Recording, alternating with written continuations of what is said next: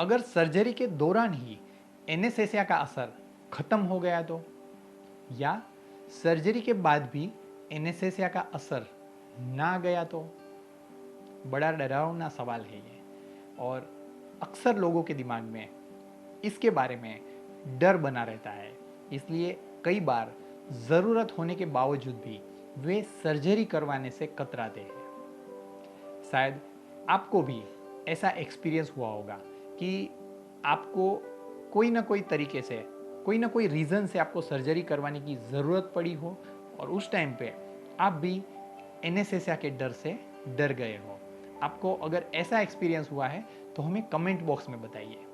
दोस्तों, अगर आपने इस चीज़ के बारे में नहीं सोचा है तो आप जब सर्जरी करवाना चाहते हैं तब इसके बारे में आपको ज़रूर सोचना चाहिए, क्योंकि ये बहुत ही इम्पोर्टेंट एस्पेक्ट है कोई भी सर्जरी का। और अगर आपने सर्जरी करवाने से पहले इस चीज़ के बारे में ज़्यादा ओवर थिंक कर लिया हो और उससे आप डर गए हो, तब भी आपको इसके बारे में रियलिस्टिक व्यू लेना चाहिए। इसके बारे में जानकारी लेना बहुत ज़रूरी है। आज की वीडियो में हम एनेस्थेसिया के लिए जानेंगे कि ये क्या होता है, कैसे दिया जाता है, और उसमें आपकी सेफ्टी को हम कैसे एश्योर कर सकते हैं।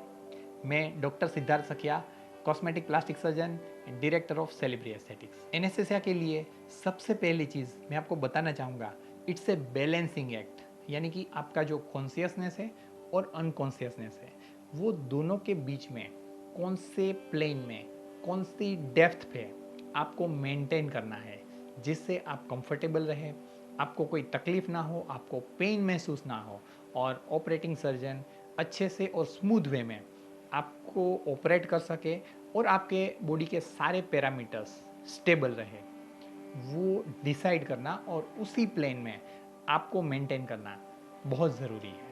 इसीलिए मैं कहता हूँ ये बैलेंसिंग एक्ट है।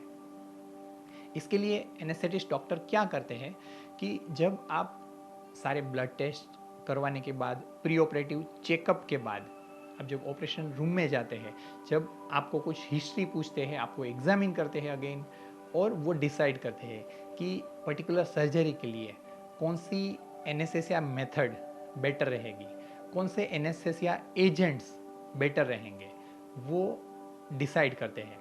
हो सकता है वो कई बार इंजेक्टेबल मेडिसिन हो सकता है कई बार वो इन्हेलेशनल मेडिसिन हो, और इस मेडिसिन को वो प्रॉपर कैलिब्रेटेड वे में डिलीवर करना शुरू करते हैं। इसके दौरान कंटिन्यूसली आपको मॉनिटर किया जाता है, जिसके लिए कुछ लेटेस्ट इक्विपमेंट्स होते हैं, जिससे आपका प्लेन ऑफ एनेस्थेसिया या डेप्थ ऑफ एनेस्थेसिया मेज़र किया जाता है।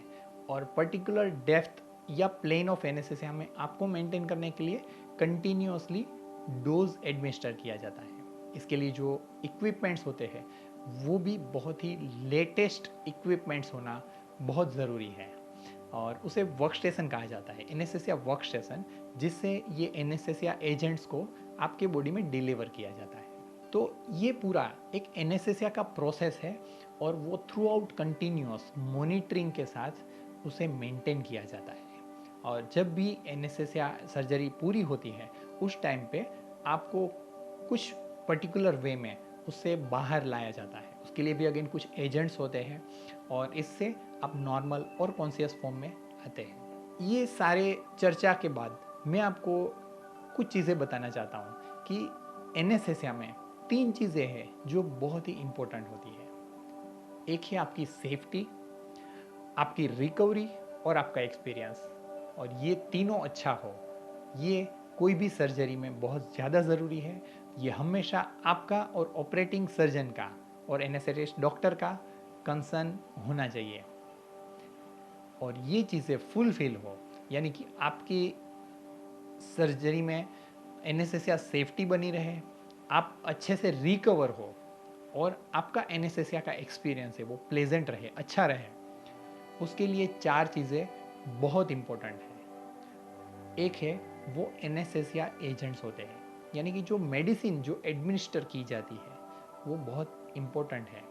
कुछ मेडिसिन है जिसमें से रिकवरी को आपको ज़्यादा टाइम लगता है, और कुछ मेडिसिन है जिसमें से आप बहुत जल्दी रिकवर हो सकते हैं। कुछ मेडिसिन है जिससे आपके बॉडी को कुछ हार्म हो सकता है, और कुछ मेडिसिन है जिसकी सेफ्टी प्रोफाइल बहुत अच्छी होती है। इसलिए जब भी आपको एनेस्थेसिया दिया जाता है तब ये एनेस्थेसिया एजेंट्स या मेडिसिन कौन सी यूज़ की जाती है वो बहुत इम्पोर्टेंट है। दूसरा इम्पोर्टेंट पार्ट है वो इक्विपमेंट्स है, यानी कि जिस इक्विपमेंट से एनेस्थेसिया डेप्थ को मेज़र किया जाता है और एनेस्थेसिया एजेंट्स को डिलीवर किया जाता है, यानी कि एनेस्थेसिया वर्क स्टेशन वो अच्छे और स्टैंडर्ड हो, ये बहुत ज़रूरी है। क्योंकि उसी से आपको कैलिब्रेटेड वे में, प्रिसाइज वे में एनेस्थेसिया दिया जा सकता है। अगर वो प्रॉपरली स्टैंडर्डाइज नहीं है तो आपको दिया गया एनेस्थेसिया और उसकी असर है वो अनप्रिडिक्टेबल हो सकती है। इसलिए जो दूसरा पार्ट जो है वो एनेस्थेसिया इक्विपमेंट्स है। तीसरी इंपॉर्टेंट बात है वो आपका बॉडी रिस्पॉन्स है, यानी कि सेम एनेस्थेसिया एजेंट्स को और सेम मेथड से जब भी डिलीवर किया जाता है तब भी उसकी इंडिविजुअल बॉडी में जो इफ़ेक्ट है या रिस्पॉन्स है वो डिफरेंट हो सकता है। और उसका रीज़न सबके बॉडी का इंडिविजुअल रिस्पॉन्स या टेंडेंसी होती है। इसलिए ये रिस्पॉन्स को कंटिन्यूसली और इंटरमिटेंटली एसेस किया जाता है और उस हिसाब से उसमें कुछ मॉडिफिकेशन या चेंज किए जाते हैं।